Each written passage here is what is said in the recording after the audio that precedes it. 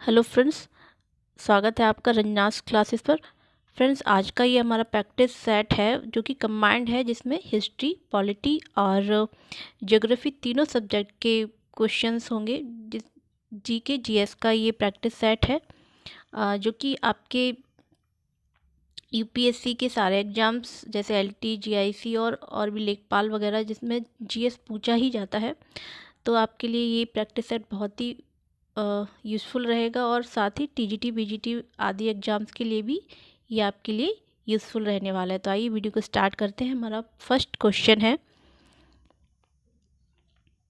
संविधान संशोधन करने के विधेयक को वीटो करने की राष्ट्रपति की शक्ति सहमति देनी होगी शब्द से स्थापन करके किस संशोधन द्वारा छीन ली गई है? ए 44वां संशोधन, बी 23वां संशोधन, सी 24वां संशोधन या डी 42वां संशोधन। तो फ्रेंड्स,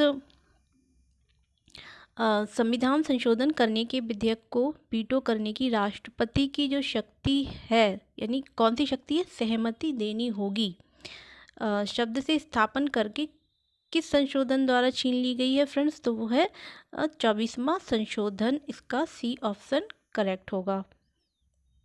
हमारा नेक्स्ट क्वेश्चन है, निम्न विधेयकों में से किस एक का भारतीय संसद के दोनों सदनों द्वारा अलग अलग बहुमत से पारित होना आवश्यक है? यानी कौन सा विधेयक है जिसे संसद के दोनों सदनों द्वारा अलग अलग बहुमत से पारित होना चाहिए? ए साधारण विधेयक, बी धन विधेयक, सी वित्त विधेयक या डी संविधान संशोधन विधेयक। तो फ्रेंड्स, पहले आप आंसर दीजिए इसका। इसका आंसर होगा फ्रेंड्स डी संविधान संशोधन विधेयक, जिसे कि दोनों सदनों से अलग अलग बहुमत से पारित होना आवश्यक है। अगला है, भारतीय संविधान में किस अनुच्छेद के प्रावधानों के अंतर्गत संशोधन किया जा सकता है? ए अनुच्छेद 368, बी अनुच्छेद 360, सी अनुच्छेद 356 या डी अनुच्छेद 352। तो फ्रेंड्स, इसका जो करेक्ट आंसर होगा वो होगा ए अनुच्छेद 368 है, जो के प्रावधानों के अंतर्गत संशोधन किया जा सकता है। यानी संविधान संशोधन के लिए कौन सा अनुच्छेद दिया गया है? 368, जिसके तहत संशोधन की प्रक्रिया की जाती है। अगला है, संविधान में संशोधन की पहल की जा सकती है ए केवल लोकसभा में, बी केवल राज्यसभा में, सी केवल राज्य विधानसभाओं में या डी संसद के किसी एक सदन में। तो फ्रेंड्स, संविधान में संशोधन की पहल आप किसी एक सदन में कर सकते हैं, तो इसका डी ऑप्शन करेक्ट होगा। किसी एक सदन यानी लोकसभा या राज्यसभा में आप संविधान संशोधन की प्रक्रिया को स्टार्ट कर सकते हैं, किसी भी एक सदन में। अगला क्वेश्चन है फ्रेंड्स, भारतीय संविधान के अनुसार निम्न विषयों पर संवैधानिक संशोधन के लिए कम से कम आधे राज्यों के विधानमंडल द्वारा संपुष्टि आवश्यक है। वो कौन कौन से विषय हैं वो बताना है आपको। पहला है संविधान के संघीय प्रावधान, दूसरा है सर्वोच्च न्यायालय के अधिकार, तीसरा है संविधान संशोधन की प्रक्रिया या चौथा है नए राज्यों का निर्माण अथवा राज्यों की सीमाओं तथा नामों में परिवर्तन। तो फ्रेंड्स, भारतीय संविधान के अनुसार जो विषय हैं जिन पर संवैधानिक संशोधन के लिए कम से कम आधे राज्यों के विधानमंडलों द्वारा संपुष्टि आवश्यक है, वो विषय है पहला तो है संविधान के संघीय प्रावधान, दूसरा है सर्वोच्च न्यायालय के अधिकार और तीसरा है संविधान संशोधन की प्रक्रिया। इन तीनों ही विषयों के लिए कम से कम आधे राज्यों के विधानमंडलों द्वारा संपुष्टि आवश्यक है। लेकिन ये चौथा है नए राज्यों का निर्माण अथवा राज्यों की सीमाओं तथा नामों परिवर्तन, इसके लिए आवश्यक नहीं है। ये संविधान में इसकी प्रक्रिया दी हुई है।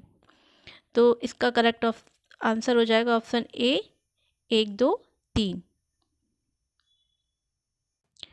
अगला प्रश्न है, भारतीय संविधान के लिए प्रथम संशोधन विधेयक कब लाया गया?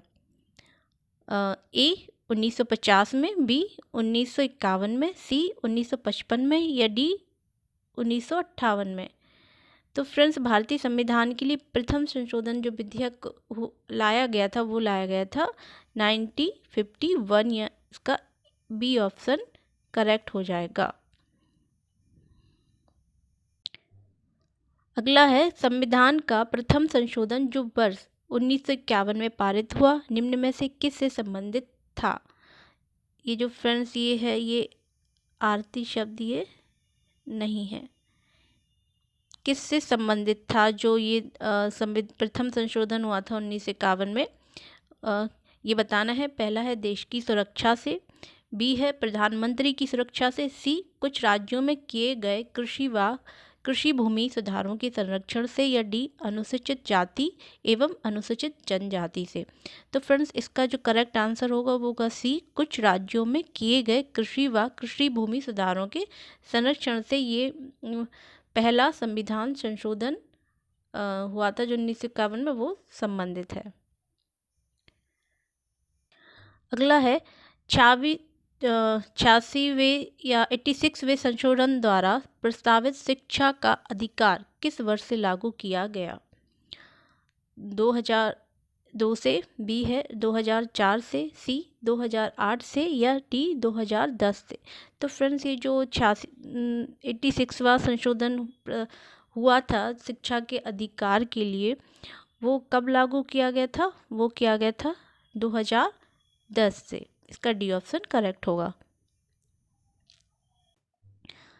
अगला है कि संविधान के किस संशोधन के अंतर्गत अन्य पिछड़ा वर्ग को शिक्षण संस्थानों में प्रवेश हेतु 27% का आरक्षण दिया गया है? यानी जो पिछड़ा वर्ग को शिक्षण संस्थानों में जो आरक्षण मिलता है 27%, वो किस संविधान के संशोधन के अंतर्गत दिया जाता है?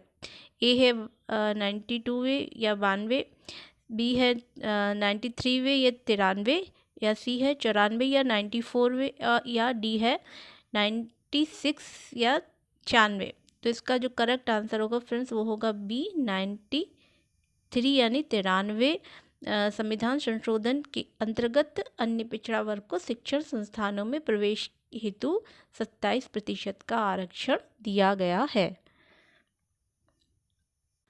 अब फ्रेंड्स, ये अभी तो आप राजनीति विज्ञान के पढ़ रहे थे, पॉलिटी के क्वेश्चन थे। अब है हिस्ट्री के क्वेश्चन। निम्नलिखित में से कौन सा स्रोत मौर्यकालीन इतिहास से संबंधित है? ए बौद्ध जैन ग्रंथ, बी अशोक के शिलालेख, सी कौटिल्य का अर्थशास्त्र, या डी उपर्युक्त सभी।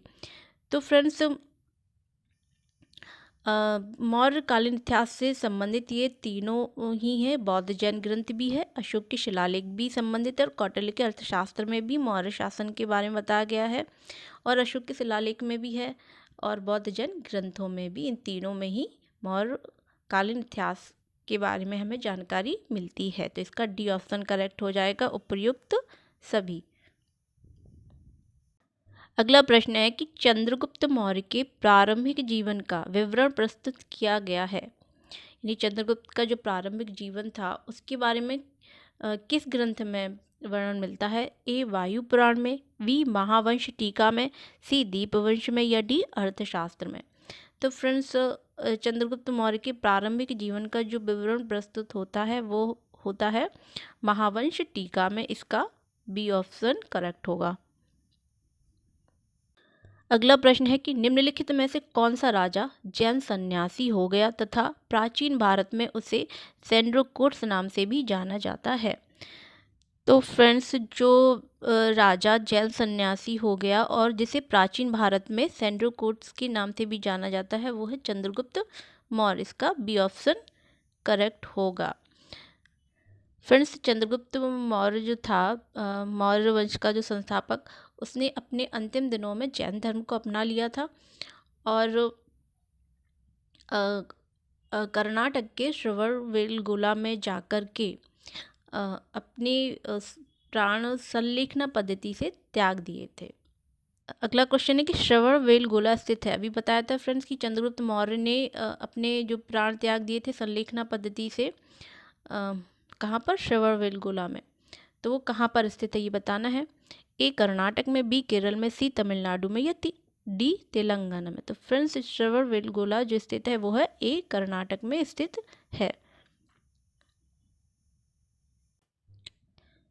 अगला क्वेश्चन है कि राजदूत डायोनिसियस किसके दरबार में भारत आया था?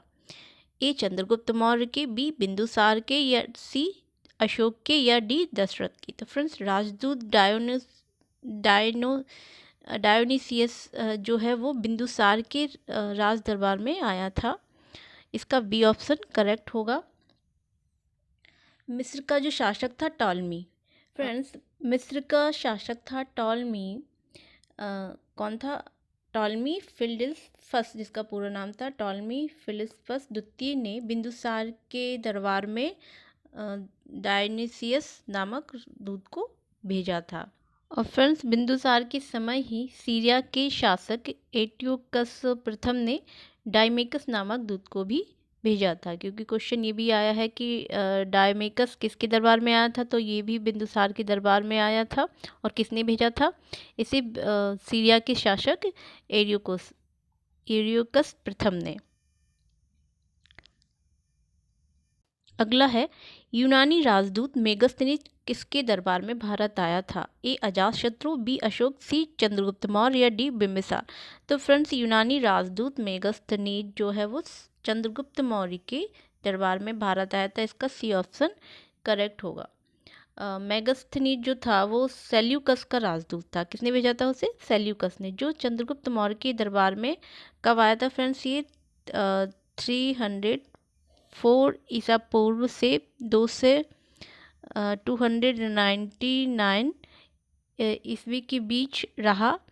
और इसने मेगस्थनीज जो था उसने इंडिका नामक पुस्तक भी लिखी है, जिसमें कि मौर्य वंश का प्रशासन के बारे में जानकारी है।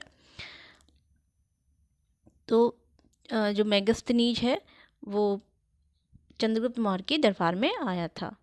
अगला प्रश्न है कि बिंदुसार के शासनकाल में अशोक को जिस अंचल का शासन भार दिया गया था वह था? ए तक्षशिला, बी उज्जैनी, सी काठियावाड़, या डी ए व बी दोनों? इसमें बी भी होगा कि बी दोनों। तो फ्रेंड्स जो बिंदुसार के शासनकाल में अशोक को जिस अंचल का शासन भार दिया गया था वो था तक्षशिला और उज्जैनी। इसके ए व बी ये दोनों ही ऑप्शन करेक्ट हैं, तो इसका डी ऑप्शन करेक्ट हो जाएगा कि ए व बी दोनों ही जगहों पर भेजा गया था। दिव्यावदान है फ्रेंड्स, ये बौद्ध ग्रंथ है दिव्यावदान, जिससे पता चलता है कि अशोक को पहले तक्षशिला भेजा गया था और फिर बाद में उज्जैन भेजा गया था। किसने भेजा था? बिंदुसार ने। तो ये दोनों ही अंचलों का शासनभार दिया गया था बिंदुसार के द्वारा अशोक को। अगला प्रश्न है कि पाटलिपुत्र में स्थित चंद्रगुप्त का महल बना था, यानी पाटलिपुत्र में चंद्रगुप्त मौर्य का एक महल बना था, वो बताना है कि वो किसका बना था? ए ईंटों का, बी पत्थर का, सी लकड़ी का, या डी मिट्टी का? तो फ्रेंड्स जो पाटलिपुत्र में चंद्रगुप्त का महल बना था वो बना हुआ था लकड़ी का। इसका सी ऑप्शन करेक्ट होगा। बिहार में पटना पाटलिपुत्र के समीप बुलंदीबाग एवं कुम्हरार, यानी जो बिहार में दो जगह हैं कौन कौन सी है? एक तो बुलंदीबाग है और दूसरी है कुम्हरार। बुलंदीबाग और कुम्हरार।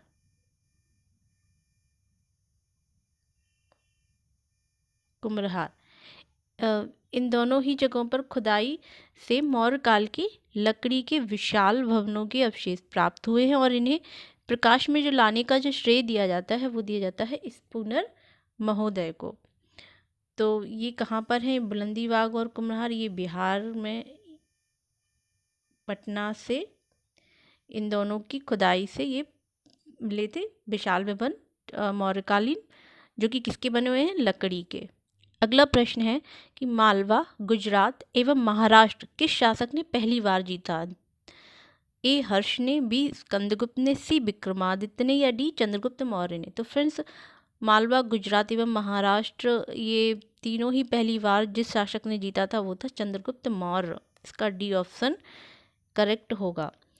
अगला है भारत का प्रथम अस्पताल और औषधि बाग निर्माण करवाया था? ए अशोक ने, बी चंद्रगुप्त मौर्य ने, सी भगवान महावीर ने या डी धन्वंतरी ने। तो फ्रेंड्स भारत का प्रथम अस्पताल और औषधि बाग का निर्माण ये अशोक ने करवाया था। किसने? अशोक ने। इसका ये ऑप्शन करेक्ट होगा। अगला है, निम्नलिखित में से किस स्रोत में अशोक के राज्यकाल में तृतीय बौद्ध संगीति या समिति होने का उल्लेख मिलता है? यानी जो बौद्ध की कितनी संगीतियाँ होती? 4 हुई थी। तो इनमें जो तीसरी हुई थी वो किसके शासनकाल में हुई थी? अशोक के शासनकाल में हुई थी। तो इसका उल्लेख किस में मिलता है ये बताना है। ए अशोक के शिलालेख में, बी दीपवंश में, सी महावंश में या डी दिव्यावतार में। तो फ्रेंड्स इसका उल्लेख मिलता है दीपवंश और महावंश दोनों में, यानी बी एंड सी इसके दोनों ही ऑप्शन जो है करेक्ट होंगे।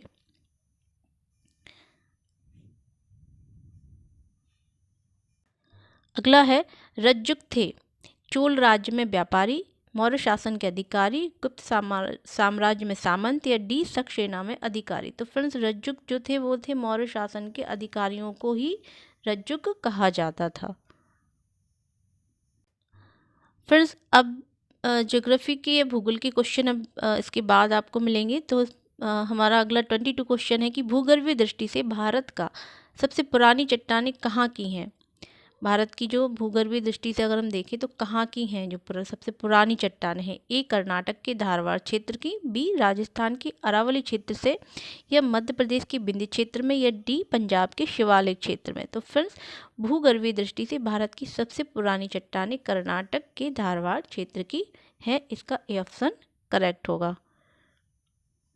अगला है, निम्नलिखित में से क्या समुद्र तल में वैश्विक परिवर्तन लाने के लिए उत्तरदायी है?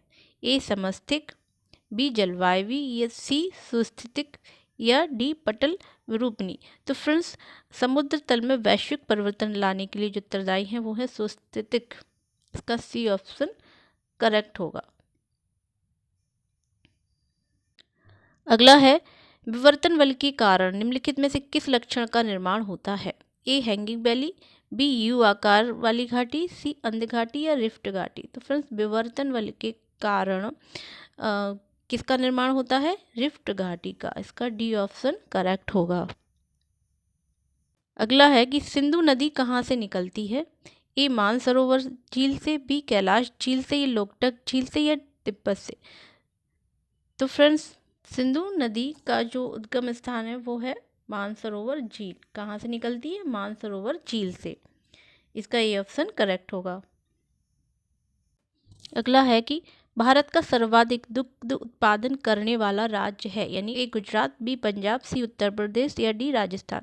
तो फ्रेंड्स भारत का सर्वाधिक दुग्ध उत्पादन वाला जो राज्य है वो है सी उत्तर प्रदेश। अब फ्रेंड्स आप हमें कमेंट करके बताएं कि उत्तर प्रदेश और किन किन में प्रथम स्थान पर है।